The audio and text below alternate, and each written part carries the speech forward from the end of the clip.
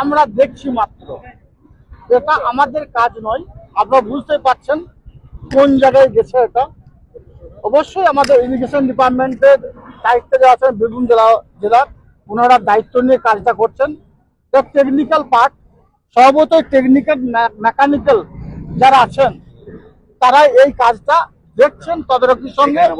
আর এটা একটা বুঝতে পারছেন আমাদের বীরভূম জেলার রামপুরহাট সাব ডিভিশনের সঙ্গে সিউড়ির একটা মেন কানেক্টিং, সেই কানেক্টিংটা বর্তমানে বিচ্ছিন্ন হয়ে গেছে, আমাদের সঙ্গে দূরে সরে গেছে।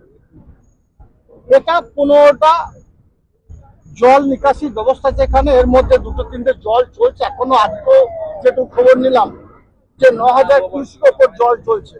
2 মাস থেকে অতি বৃষ্টির জন্যই এই দুর্ঘটনাটা ঘটেছে। যদিও আমাদের রাজ্যের মাননীয় মুখ্যমন্ত্রী মাননীয় মমতা বন্দ্যোপাধ্যায় গতকাল আমাদের এমআইসি সাহেবকে পাঠিয়েছিলেন, তিনি সরজমে তদন্ত করে গেছেন এবং আমাদের এখানে ইরিগেশন ডিপার্টমেন্টের দায়িত্বে আছেন আধিকারিকরা সব সময়ের জন্য মজুত আছেন। আমাদের দৃঢ় বিশ্বাস অল্প দিনের মধ্যে এই কাজটা সম্পন্ন হবে, কারণ এই কাজটা তদারকি সম্পূর্ণভাবে নবান্ন থেকে হচ্ছে, অর্থাৎ আমাদের রাজ্যের সর্বোচ্চ জায়গা থেকে এই ব্রিজটা মেরামতির কাজটা তদারকি করছেন। স্বভাবতই আপনাদের মতোই আমরাই দর্শকের মতো এসে দেখছি মাত্র।